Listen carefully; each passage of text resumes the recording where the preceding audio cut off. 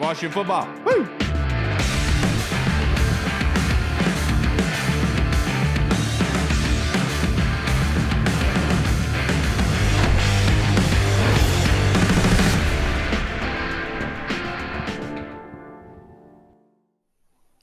Hello, everybody, and welcome to the Burgundy Zone. I am your host, Kyle. I am joined by my co-host, Hall. Not sure if Reed is going to be showing his ugly mug here today, but hopefully we'll be able to. And title of tonight's episode is Grade the Draft, immediately recapping the NFL Draft and how the Commanders did. We thought we'd bring in our savant of the NFL Draft, Mr. Ian Cummings of Pro Football Network. Thank you so much for blessing us on the Sunday, Ian. How are you doing?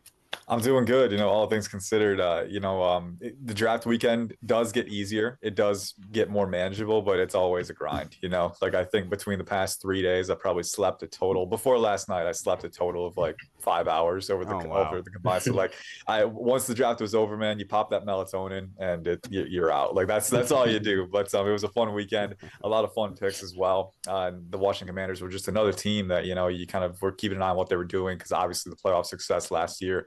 They can take the leap. They can take the next step, and I think they took some steps in the right direction. But we can get into picks. Yeah, and the NFC East altogether did a very good job of building up their teams. Yeah. I hate that that Philly got my two guys that I absolutely loved, and that's going to kill me having to say that they suck from now on. But it is what it is. That's what I'm tied to.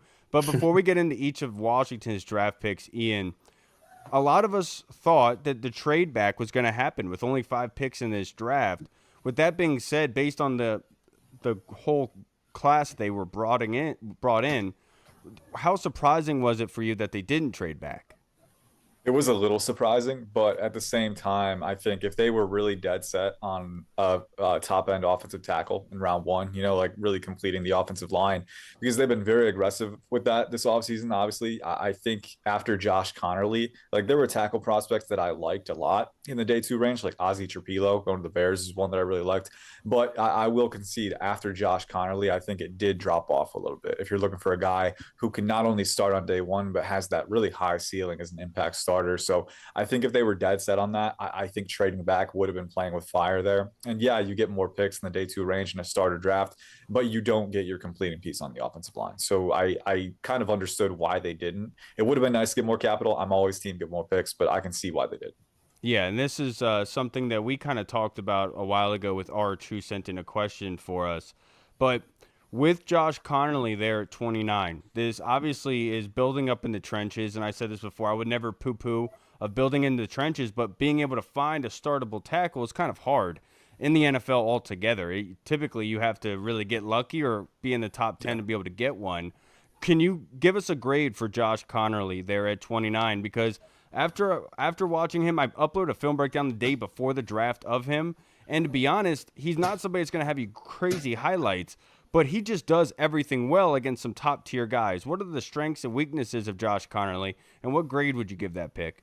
Yeah, for sure. And I think you mentioned it too. Like it's really hard to find starting linemen in the NFL. And I think, a good way to kind of redefine that to recontextualize it is that when you have a starting tackle, when you have someone who's taking starts, you want to not hear about them, right? You want it to be they're just doing their job. They're making it easier for the QB and the RB and their teammates on the line too. And you want it to be smooth operation, right? You don't want anything concerning there. And I think it's harder to find guys who can just start without lapses. And I think of the guys that were left on the board, I think Josh Conerly was the best candidate to be that type of player. I think you turn on the tape and, for such a young guy, his technique is really clean. I think that's the first thing that stands out. Clean pass sets, really, really easy, balance on his weight transfers. And he's very athletic too. I think that helps him. He's a really natural athlete. He was a 5-star recruit coming out. So the mobility, the recovery athleticism, the ability to get his base in the right positioning in the right spot before engaging his hands, those things are all very, very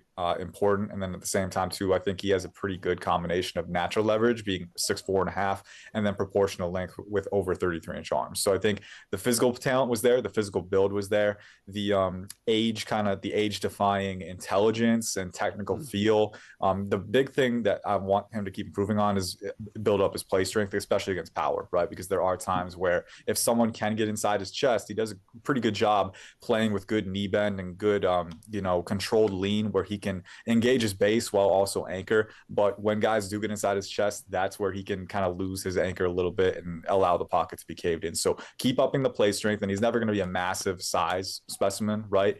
But I do think he has the perfect mix of athletic upside and then immediate utility as a blocker. And then you listen to him talk in interviews, right? You hear about this kid, and like you listen to him, and he's really down. He's just kind of down to business, like he's very focused. I think he's going to be a guy who's going to be a great locker room ad right away. Someone who's going to learn, take in information, retain that information, and develop over time, which that mental makeup is just as important too. So only good things there. I think if he can continue to improve his anchor against power, he could be a very, very good starter. And so my biggest hang up with the pick is that Brandon Coleman is a talented player too. Like I wouldn't have given up on his development, but I don't think you need to. I think you put Conerly and Laramie Tunsil at the tackle spots, Tyler Biadasz at center, Sam Cosmi at right guard, and then maybe let Brandon Coleman and Nick Allegretti battle it out for the final guard spot. Maybe that's the way they go. But he gives you flexibility, and I think he's got a really, really enticing high floor, high ceiling combination.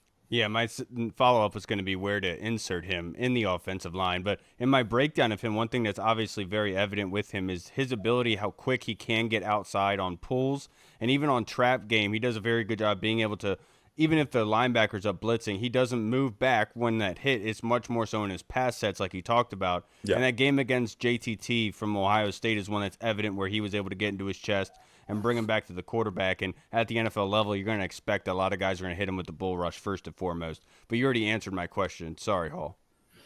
No, that was definitely a good breakdown. So moving on to the next pick at 61, it's definitely one of my favorite picks for the 5 picks that we had.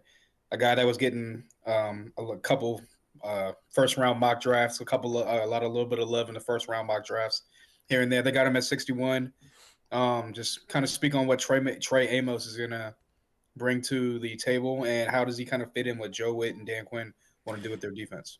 Yeah, for sure. I mean, you talk about the first round mocks that he was in. Mine was probably one of them. I was a big fan of this guy during the cycle. I think this entire corner class was really fun, and it's kind of unique. The Commanders picked another guy that I was really head over heels for in the CB class last year with Mike Sainristil. They picked him after a slide in round 2, and he ended up being a phenomenal player as a rookie. I think that they can have a similar effect with Trey Amos. He was a first round player on my board. He was a top 20 player on my board actually, and a top 5 corner. So I was a huge fan of what he has to offer on film. I just think a very clean evaluation, right? He's patient, impressed man, but also disciplined and not scared. He'll let guys get into his grill. He'll stay in their hip pocket moving upfield. 6'1", 195, 32-inch arms, but then he's got 4.4 speed as well. He's got agility, explosiveness, fluidity, and then in zone coverage too. I think his instincts are incredible. He's got great route vision where he can carry and pass off routes, but he doesn't get tunnel vision at the top of breaks. Like if he sees a wheel route on his outside shoulder, he'll flip around and he'll make a play on the ball. His range and his vision and his ability to be adaptable mid-rep. I think those things really sold me on his game. And then he's not like a brawler in run support. He's never going to shake you out of your cleats or anything. But I do think he's dutiful in run support. He's workmanlike. I think he's willing to get downhill, and he can use his length to anchor and, at least prevent displacement on the boundary when guys are moving upfield. So, I think that high floor there too, but mainly the thing with Trey Amos is the coverage versatility and the playmaking ability. I mean, this is a guy who has the length to disrupt the catch point, but then he's also so good, whether it's man, off man, press man, or zone, so good at getting in position, staying in position, and making the play. And I think those are the things that you have to do at the NFL level. So big fan of the pick. I think ultimately for the Commanders, you've got Marshawn Lattimore. You did sign Jonathan Jones in free agency, which he can be your kind of flex guy between the slot and the boundary, I think. But Mike Sainristil, I believe you guys can speak to it better than I can, but I believe I saw something saying they were planning on moving him back to the slot. I'm not sure, but he proved he could play the boundary. But Trey Amos, Marshawn Lattimore, and then Mike Sainristil with Jonathan Jones, and then they re-signed some depth too. I think that CB room was looking really good, but then the young pieces are just getting better too. So really exciting proposition for Washington. Yeah, Adam Peters said in his press conference after the Trey Amos pick that they were still going to let Mikey compete with him on the outside, and that's the thing that Dan Quinn hangs his hat on. If he had a hard hat, he'd have a sticker say compete.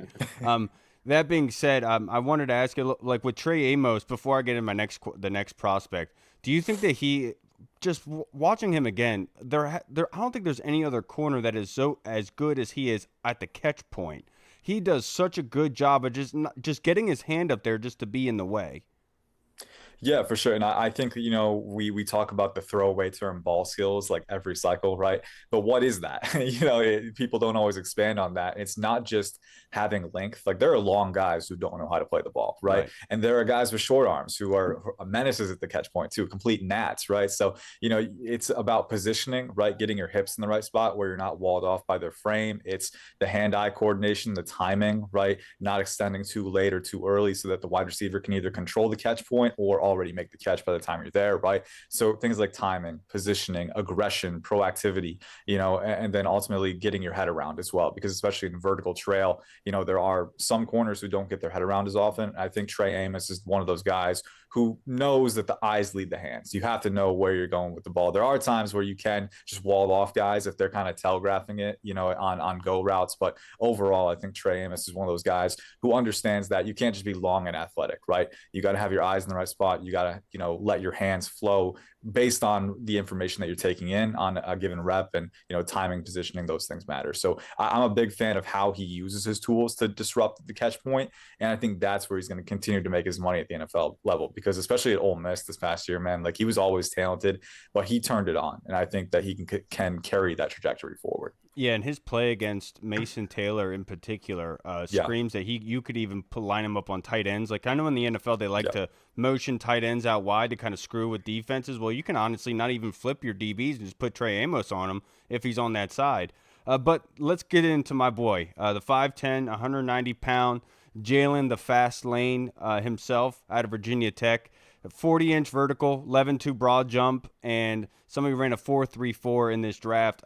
I know that we've been needing a punt returner, and this is what Jaylen Lane's going to be able to do. But as a slot guy, Ian, what did you see out of him? Yeah, and it's a fun pick, and the nickname kind of writes itself, Jay on the fast lane. I love it, and he's definitely fast. He's got the Jets 4.34 speed, like you said, and it shows up on film. And he's a really uniquely built speed threat and slot wide receiver in that he's 5'10", 191, but he's got 32-inch arms. And I think he's pretty long limbed overall. Like he's not like a short strider. He's got legit vertical speed where he can explode up the seam and stack defenders. And so you're working with a guy who, well, first off, I mean, the special teams utility, that's right up front. 2 punt return touchdowns in his career, one at Mid Tennessee State, one at Virginia Tech. So he's definitely proven year over year that he can provide value there at the very least.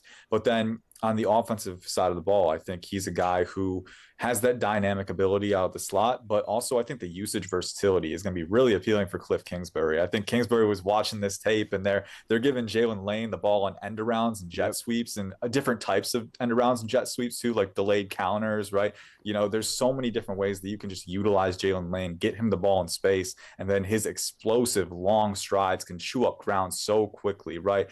He's a flash because not just of how fast he is, but how much ground he covers with each stride, because he's pretty uniquely built at that size.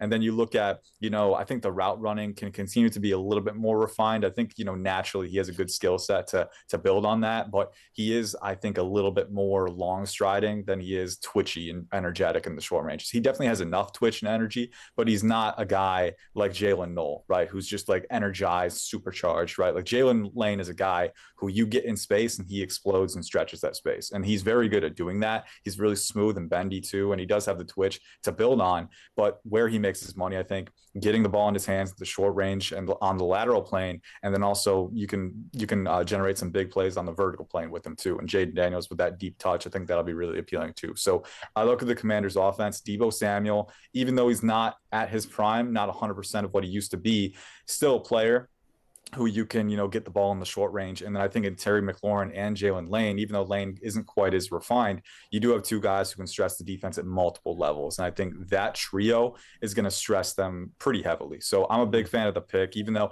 I had some receivers rated higher at that point. I think he fulfills a really important need for Washington specifically. And I think specifically for Washington's offensive coordinator, Cliff Kingsbury, I think they have a pretty specific vision of how they want to use him. And I think that he can fill that out for sure.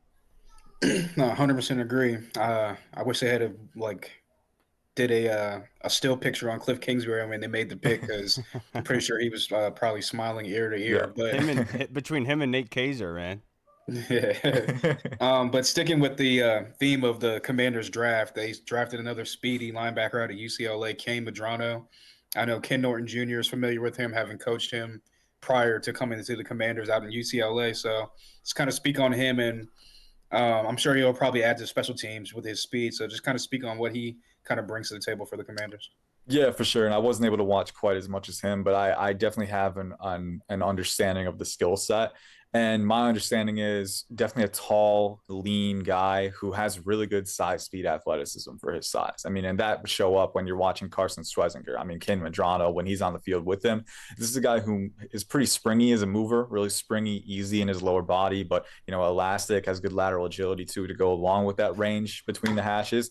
And then the coverage feel, I thought it was really strong with Maddrono. I think he's a guy who plays really good at depth. He's got good hip leverage IQ, things like that. The biggest thing for me is that the tackling is going to have to improve at the NFL level. Missed tackles were a big concern with him. Huge. And as lean as he is, like the play strength, it's the play strength and technique a little bit to take on. So there's a lot of work that needs to be done there too. So special teams, like size, speed, he has an appealing profile there, but he can't really convert at the tackle point at a reliable clip right now. And at going to the NFL, these guys are faster, they're more physical, they're better at breaking through those tackles. So it'll be an adjustment for sure for him, and it's something that I think he definitely needs to work on. I was cool taking that swing on day 3 for sure. I think that's a pick that you can afford to make because the opportunity cost is lower and they have the connection with him, right? So that the coaching staff has a little bit more comfort, a little bit more familiarity. It might be easier to work with him and get him to his ceiling.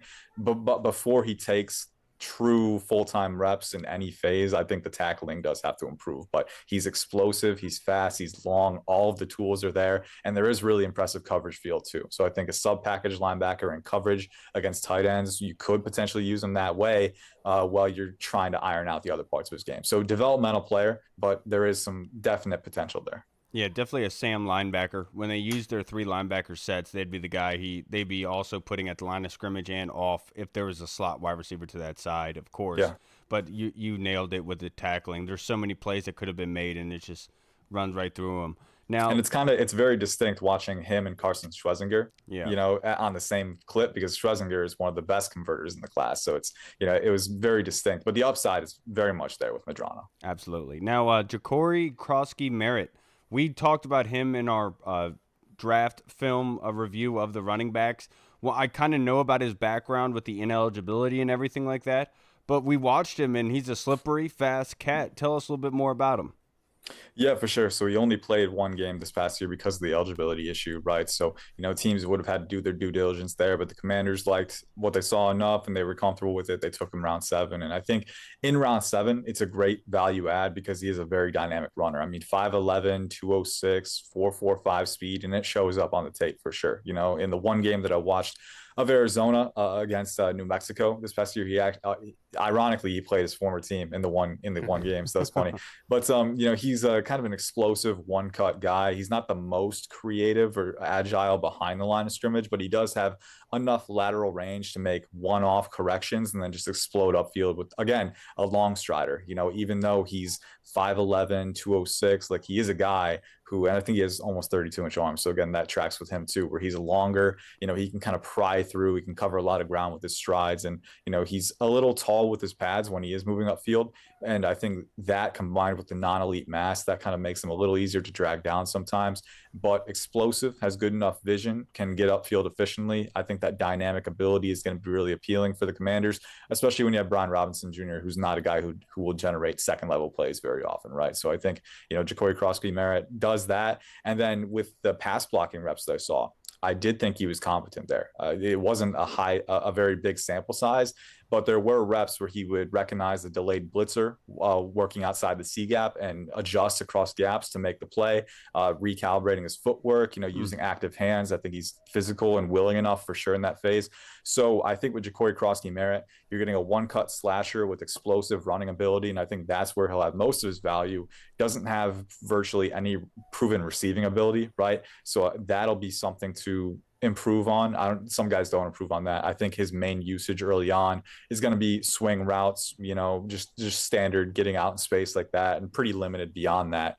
But his pass blocking is, I think there's promise there. I do. It was a small sample size again, so you can't say it with as much as much certainty as a guy like Travion Henderson or, Ollie Gordon II. But I do think looking at the tape that I did see, there is some utility there. So I think you can feel comfortable protecting Jaden Daniels. And then as a one-cut slasher, change of pace back, I think he can be very good. Can he supplant Brian Robinson as the RB1? I don't know about that. I wouldn't be super confident about it. I think he's probably more of a rotational guy with his tools, but I think he can be a very good element to the rotation as the Commanders try to sort through their future there. My man. Now, to wrap this up, only a couple more questions for you, Ian. But what were your, not named Shedeur Sanders, what were the biggest surprises of the NFL draft?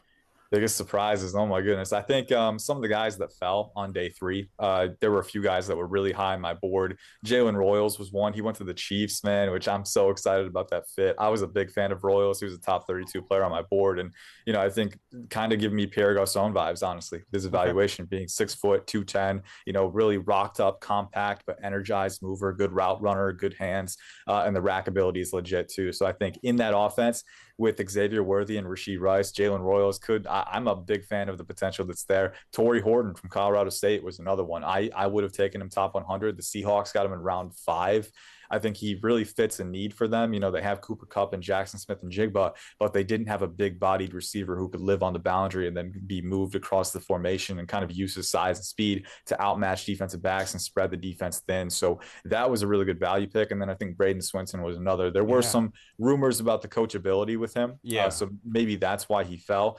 But by all accounts, he straightened up this past year, and the production was proof of it. Getting 8.5 sacks, 14 tackles for loss, and the Patriots going to Mike Vrabel and that kind of front office coaching staff. I think that's a great landing spot for him. So I was surprised by that. Every team's draft board is different, so you can't really, that like 3 years ago, I would have graded teams who passed on Braden Swinson with like, oh no, C plus D because you passed on this guy. But now I've kind of wised up and realized that every team's draft board is vastly different. So just because you don't know a player as much as another doesn't mean the pick is bad by any stretch. There's a lot of variance and a lot of entry there. But those guys fell far beyond my expectation, and I think they landed in good spots. So, but every surprise kind of pales in comparison to Shedeur Sanders in this class. So it's kind of tricky because he's been the main storyline. But I think those guys were some of the fallers who fell more than what I expected, but I like where they ended up. Yeah, and obviously Washington with the connection with Jaden Daniels and LSU, I'm sure they had a lot to know about Braden Swinson, which I wish we would have known ahead of time, but it is what it is. Last question I have for you, brother.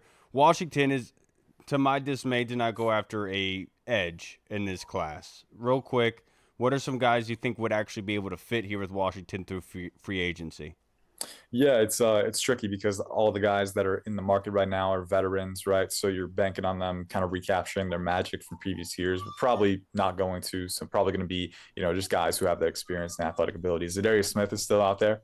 So I think he could be an option. He's got the power, the explosion, not quite as much juice as he used to have, but he was pretty serviceable for the Lions last year when they traded for him. Matt Judon is out there. Now he's basically just a pass rush guy. You're not going to get a ton of utility in other phases there. And even then, I think his efficiency has dropped off. But again, experienced, can work from wider alignments. There are a few other names that are on the board. Obviously, Von Miller is one, but I wouldn't take a chance on that at this point. I would probably look elsewhere. And then a few others. Dewan Smoot is a potential sleeper. He's got some rotational ability. He was with the Jaguars for a couple of years, and he's got, I think, the frame that Dan Quinn would like. But aside from that, it's pretty slim pickings. Preston Smith happens to be out there as well, so maybe a reunion could be in the cards. But again, he's kind of past his prime now too, and I think injuries stacked up a little bit. So for the Washington Commanders, it's tricky because they didn't have a ton of picks to address edge, but it does remain an issue for them. Now, I think, one thing to keep in mind, Johnny Newton played as far outside as 5 tech and 7 tech at Illinois. Yeah. So I think I think there's a possibility where they can be really alignment versatile on the line, put Deron Payne at 1 tech, Javon Kinlaw at 3 tech, and then, have Dorrance Armstrong or someone else, Dietrich Wise as a 5 tech, and then let Johnny Newton roam around. Like, I think there's different permutations that you can use with the personnel that you have right now, but I would be open to getting a more of a pass rush specialist if they can, for sure. My man, that was very expertly said. Ian, before you get out of here, I'd like to plug your social media handles, sir. Yes, sir. At IC_draft. Follow me on X, formerly Twitter, for any NFL draft insight. We're moving on to 2026 now. Actually, we've already got the initial board put together, but we're going to start watching tape in the next week here. I will take a vacation at some point, I promise. But 2026 work on the way, and it's another exciting class to come. So appreciate you guys the for having me. page. Yes, sir. Turning the page very quickly, very swiftly. Yeah, and Ian does his vacationing in Mobile. Exactly. Hey, the seafood there. I wouldn't complain if I did go down there more often. My man, Ian, have a great Sunday, sir. Enjoy the week. I appreciate you. Appreciate it, man. Yes, sir. Thank you, guys. Take care. All right, everybody. We just talked to the man, Mr. Ian Cummings of Pro Football Network. I always love talking to Ian, and especially being able to recap and grade this draft. He did a fantastic job at that. That being said, what's up, man? How did you enjoy the draft? I got to get your reaction to Josh Conerly being taken. At first I was like, because we still had those edges on the board that were sitting there that seemed like they just fell right into our lap. I know you were really high on Mike Green. I was high on Donovan Ezeruku. And there was a couple guys there, but they opted to go a different way. Like I said, my initial reaction was really with an edge on the board, like you went tackle.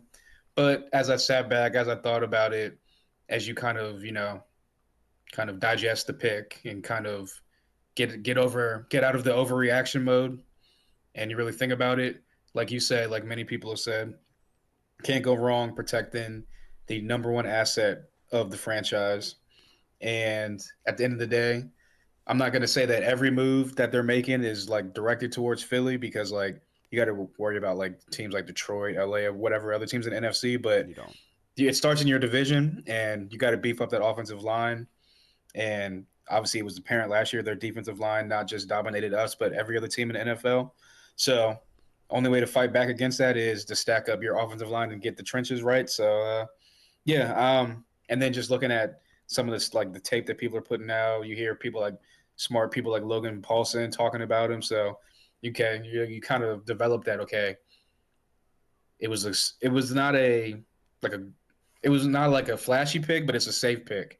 And someone made a good point. I was listening to 106 the other day. There's like, if you look at teams like the Packers, the Ravens, Buffalo, whatever teams it may be that always kind of pick towards the end of the draft, they don't really ever make like the big flashy pick. They just make the smart pick. And I think that's kind of where our front office is kind of headed to, where we're not making the big flashy picks anymore. We're making the smart picks that work with what we're trying to do with our team. So I liked it overall. Yeah, the smart pick is probably the better way to go about it. I wouldn't say safe, because That's why I was kind of switching up. I was like, not safe, but like a smart because pick. what it is you put your hand out like this, right? You got Laramie Tunsil here, right? Mm-hmm. You then got Nate Herbig, Nick Allegretti sitting here, right? Or Andrew Wiley, whatever, however you want to choose it. You got Badass right here. You got Coleman here, and now you got my boy Josh Conerly, which now you could just put together like this and just punch somebody in the damn mouth. And that's what they're going to do, and this is what it does. And it's a big FU, honestly, to the Giants who took Abdul Carter, because he did a very good job against Abdul Carter, not allowing a sack against him.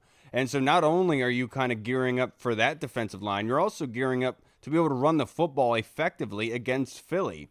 Because by moving Brandon Coleman inside and having a battle at one of those guard spots now makes it a very good situation for this offensive line to be able to run the football. And we saw last year against top-tier competition on defense. We're talking about like the Ravens. We're talking about the Eagles. At times the Cowboys and the Giants. We could not run the ball well. This move allows you to, as much as a lot of credit is going to go to Josh Conerly with how he does in the pass game, very formidable blocker in the run game as well. On pulls, getting outside, especially if you're talking about those kind of quarterback runs to the outside, Josh Conerly, you can move him out there and be able to swallow somebody up for you, and he's going to do it. He's going to do his job well.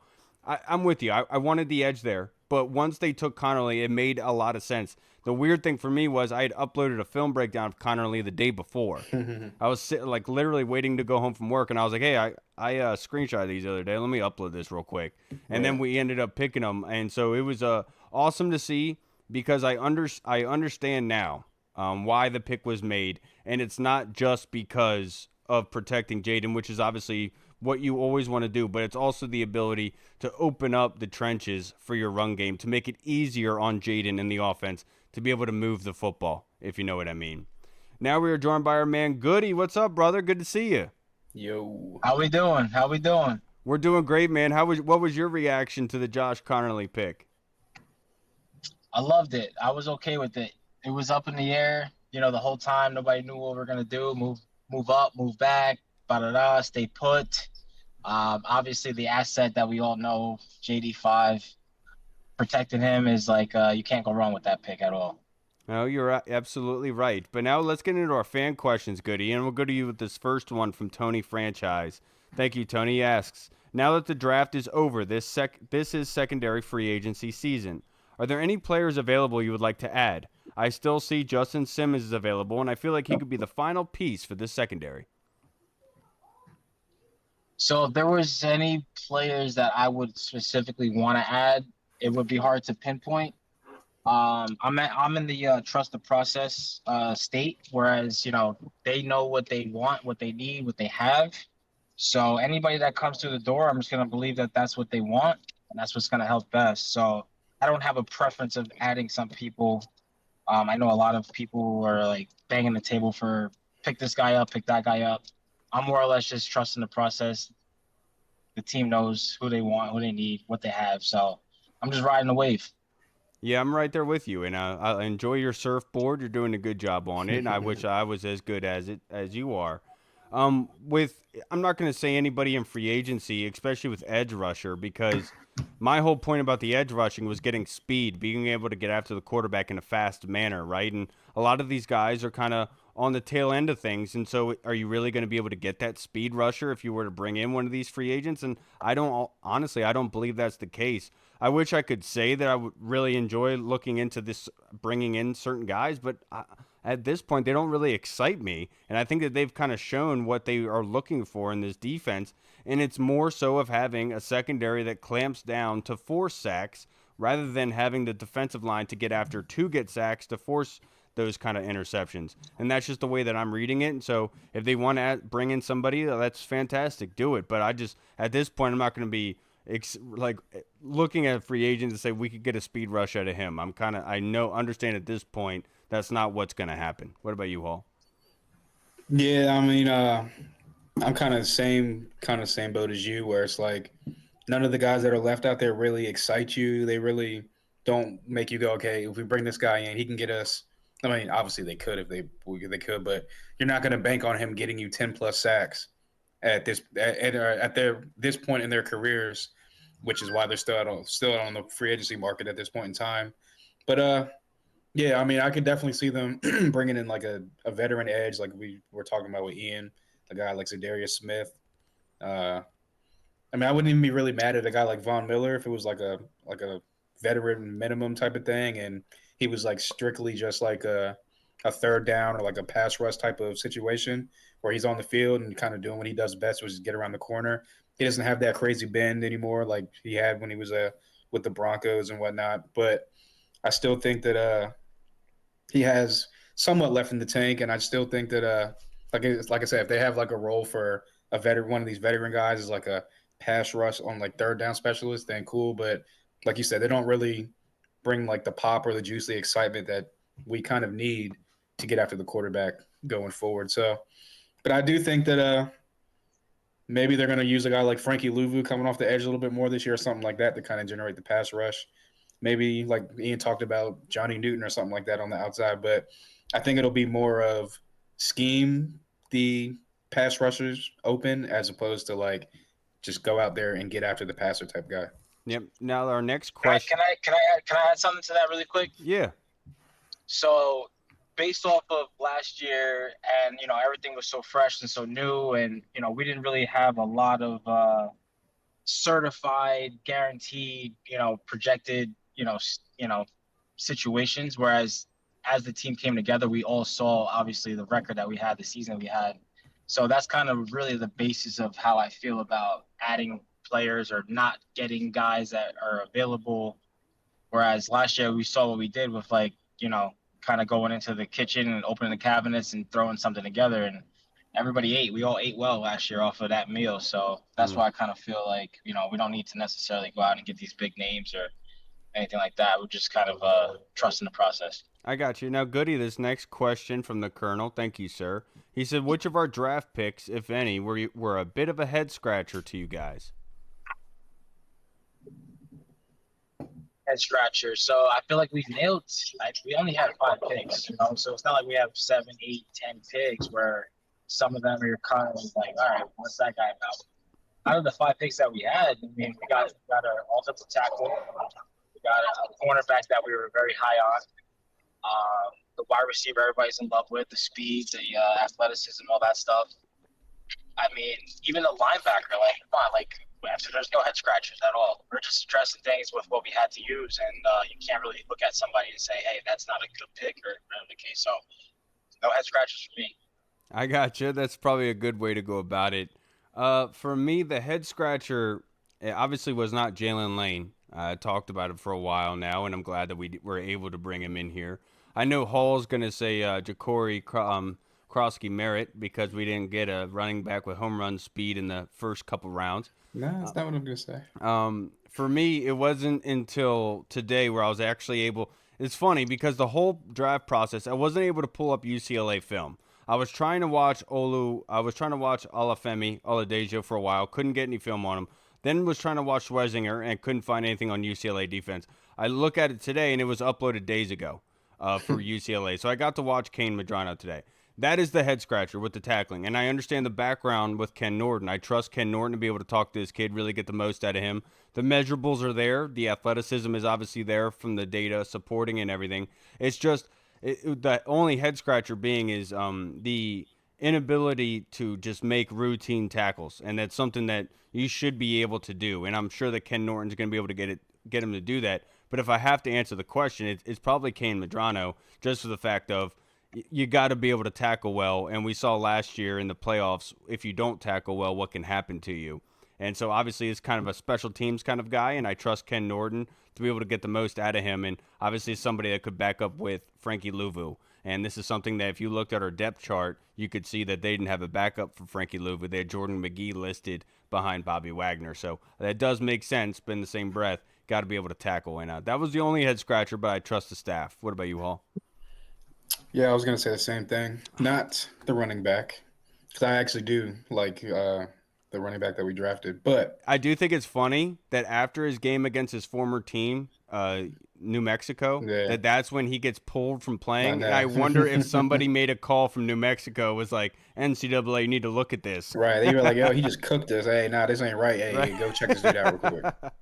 But no, I like the running back we drafted. But yeah, I was gonna say pretty much. I was gonna echo literally everything you said about Keanu Maddrono. Where if you had to make one of the 5 picks, I guess that would be the only one, just because the simple fact of like the simple tackles, that the routine tackles at that level that you should be making, they're only gonna get harder at this level. So it's like, but like you said, Ken Norton knows him.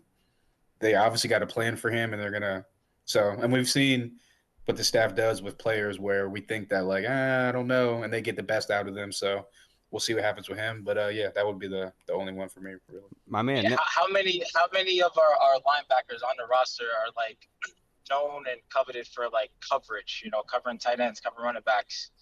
We have short tacklers in the linebacker room right now.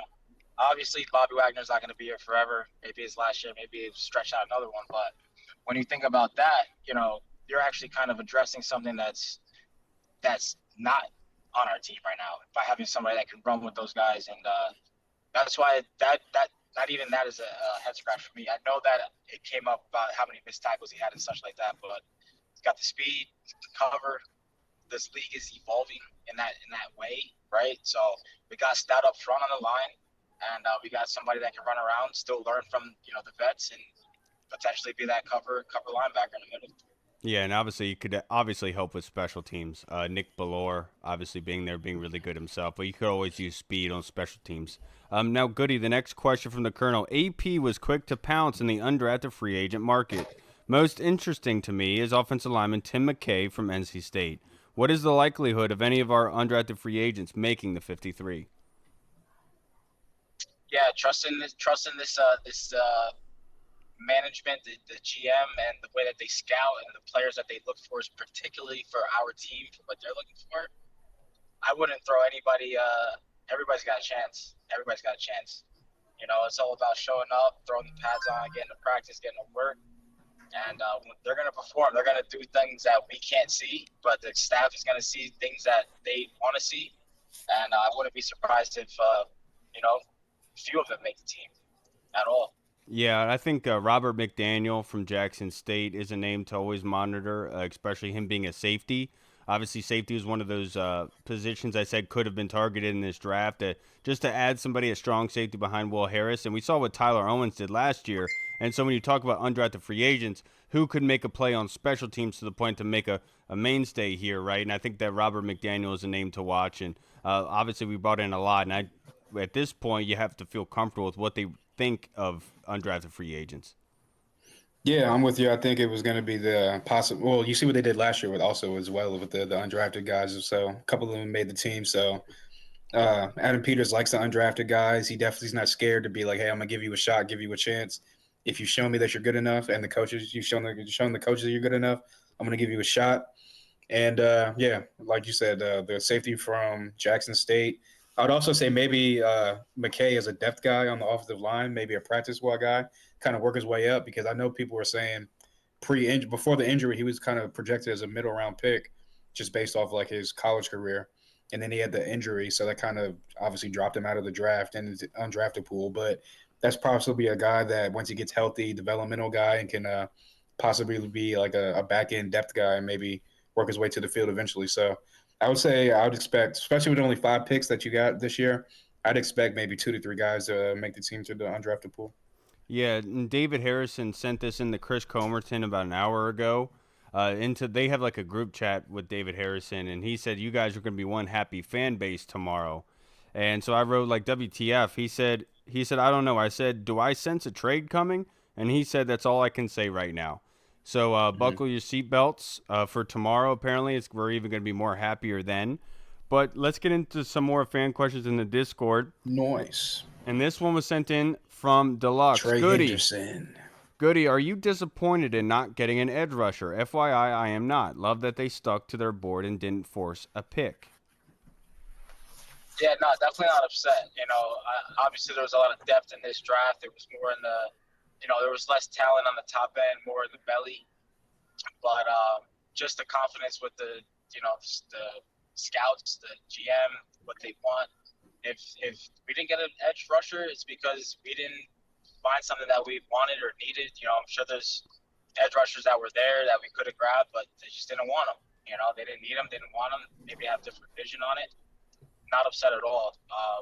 Again, we have a lot of new people on the line, so to automatically assume that we're not going to be productive in that aspect of the defense, I can't even do that just based off of last year's, kind of results. But yeah, definitely not upset. I wasn't banging the table for, we need an edge, not at all. So again, there's a lot of time still in front of us before the season starts, and we brought in a lot of new faces on the defensive line. Maybe plug and play, maybe mainstays, who knows? It's still up in the air. So definitely not upset about that at all. Well, I'm disappointed, Deluxe, not because of the organization of what they did, right?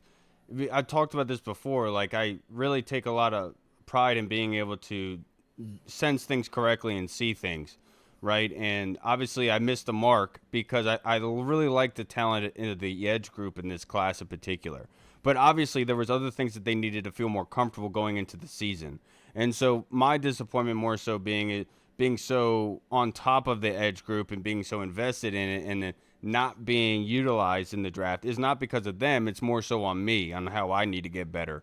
So that was the disappointing part for me. But going and them getting Jaylen Lane kind of helped me feel better and being what I'm seeing and everything like that. But I am disappointed, not in the team or anything, just more so in myself and my eyesight.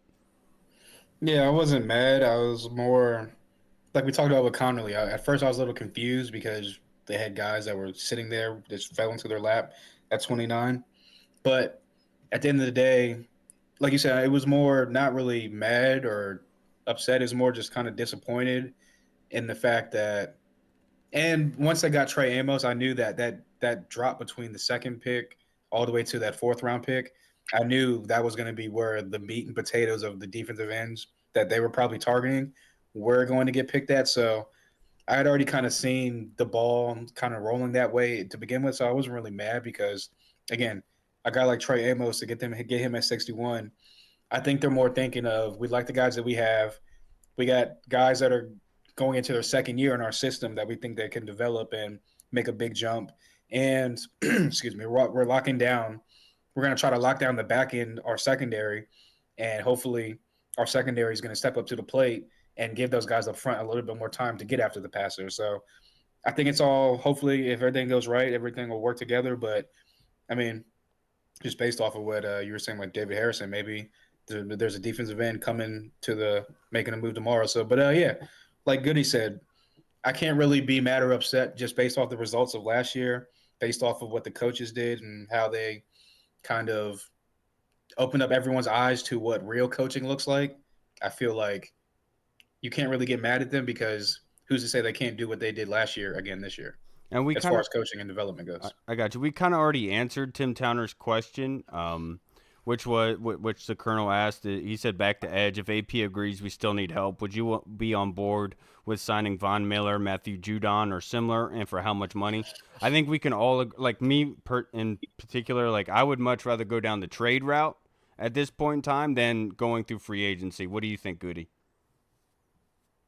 So I think that I would be open to that just because the way that it's built right now in the organization is like it'll chew you up and spit you out. If you're not making the cut, then you're gonna be cut. You know, like it's not like a given thing if you have this name or this history of your stats and stuff like that. So anybody that comes to that door is not gonna be given anything. So you could bring in any name.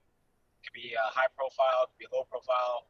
Once you get into the mix of it, it's going to chew you up and spit you out. So whether you come out on the side of making the team or saying, hey, farewell, thank you for trying, that's the case for me. That's how I feel about what we have going on right now in Washington. So it's a really good feeling.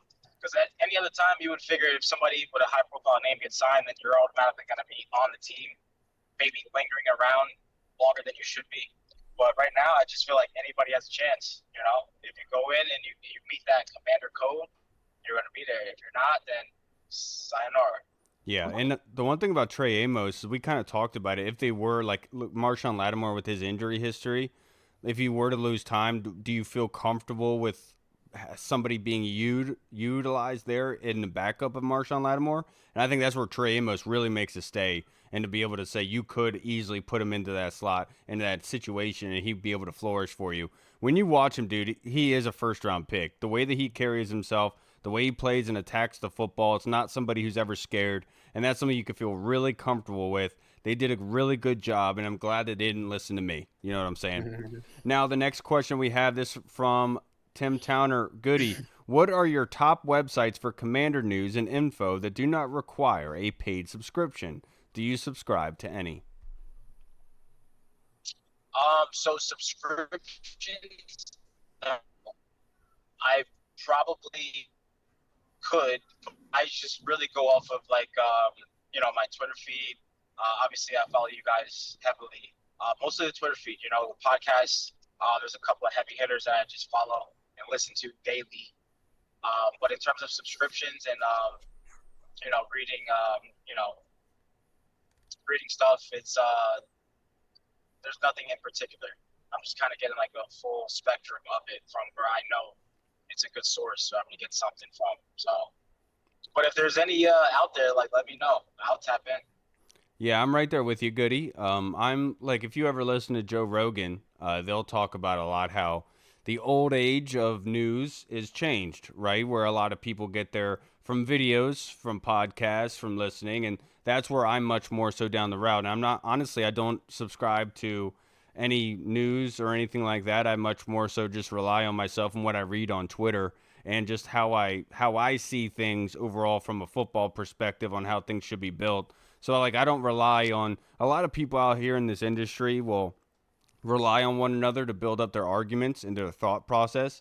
I'm much more so of just seeing what I see and I say what I say, and then others pick up the scraps from there. But like for me personally, it's just the way I see things. I don't really rely on any news. I don't listen to any like Washington. I don't listen. I don't go to other Washington podcasts. I know a lot of people like John Kimes and everything. I haven't listened to an episode. So like I just much more so on an island, so to speak. What about you, Hall? Yeah, I'm the same as y'all. I don't subscribe to any like uh like podcasts or any type of like news outlets, any like the 33rd team or something like that, PFF. I don't have that type of stuff. I just like you said, I just go through my Twitter feed and kind of just like I know like everyone likes to clip off of like sometimes like someone with a guy like Albert Breer does his like Monday morning quarterback thing or whatever. And if I see something about him writing the Commanders or mentioning the Commanders, and I'll click on that, read the Commanders part of his column, or like a guy like John Kime. Like I don't listen to like I said, I don't really like to like put podcasts on, but I'll wait for people to like basically like clip something from his article and put it on Twitter, or take like whatever he said like on his podcast and put it on Twitter, like type it out, whatever. So yeah, I basically What Hall's saying is a huge fan of Shannon Sharp. Huge fan. yeah, that's my guy. Definitely him and that OnlyFans chick. But no, yeah, I basically just like you said, I kind of just go through Twitter. I look at Twitter and kind of base my information, get my information through Twitter and whatnot, people's clippings of different articles, and kind of just form my own opinion on how, like you said, how I think about football mixed in with what I'm reading, and kind of just form my own opinions that way. Yeah, like if it really speaks to me, like on Friday, I listened to an hour or two of Norm Macdonald jokes. Like this just like I'm just weird like that. Whenever I do listen to podcasts, it's typically not sports related. But I know Hall really likes like the ESPN shows because they play them at work, and so he's listening to that while working and everything like that. But you know, it's funny that Reed is not here because I had a joke for him and that I didn't know he was Scottish because he speaks Gaelic on Saturday nights. Now, last thing we want to get into. What is your overall feelings, Goody, about the draft before we head out? So yeah, I feel good about it. I'm more or less just more anxious for the rest of the season to continue. You know, get it back to football season. The picks are in. You know, there's nothing we can do about it now. I feel comfortable about the picks that we made. Still have a lot to learn about each of those picks, even the undrafted guys. You know, but just getting back the team, getting back to to the mix of things, and just letting everything kind of flow and form itself. But definitely happy with the draft. Just looking forward to seeing how it turns out. I can't really say like I'm still missing something or something that wasn't achieved or anything like that. The new guys are in. The new Burgundy guys are in. So let's go. Another ride starts. Absolutely, and we're gonna support them 100%, of course. I feel really good about the draft of what they were able to do. With only 5 draft picks, they added a punt returner, speedster at wide receiver. They added a linebacker, which I kind of was knowing was possibility of going to happen just because of what the uncertainty of beyond this year at linebacker, of course. They added a corner who was honestly put out first round tape on him. The guy is a long armed. I think it really helped us looking forward on what they kind of are looking for as a secondary guy. And then also the offensive line, adding into the trenches. You can't get better than that. And then doing what I said from the get-go because of how loaded this running back class was getting somebody that they felt really good about in late rounds or UDFA, and that's absolutely what they did. So I love this draft with how many that they had. They were able to be able to put guys in place here that you feel really good about. And I'm just waiting to find out what number Jaylen Lane is wearing. I just want to say this real quick. Arch said in the Discord, this could also be hinting towards a alternate jersey reveal, possibly by the Yeah, true. Commanders, Yeah. which would fit in as well. But we'll see what brings tomorrow. I'm sure we will be happy. I'm not. I did see like someone posted a helmet with like a yellow face mask, so like maybe I that did see is that has too. yeah, maybe that has something to do with like the jersey announcement or something like that. But Possibly. yeah, but I like the draft. I definitely like especially the first 2 picks. Like I said, when you're adding to the trenches, you're combating your own opponents in your division while strengthening your team and the heart of your team, which is the offensive line. Can't go wrong with that. Great value on Trey Amos at 61, which, like I said before, a lot of people had him in their top 50 prospects, had him as a first-round pick. So the value on that is crazy. And I'll just say that I like the draft so much that, you know me, I always get like a jersey of like whoever I think is going to be the offensive player that I like that year. I love this draft so much, I might have to get me a Trey Amos jersey this year. So, yeah, definitely like what they're building. They only had 5 picks, so it's really like you can't really be like, oh, they went wrong here, they went wrong there. They made the best of what they had. AP said that outside of that pick 29, they were going to stick to their board and go BPA. And I feel like they definitely went BPA after round 2.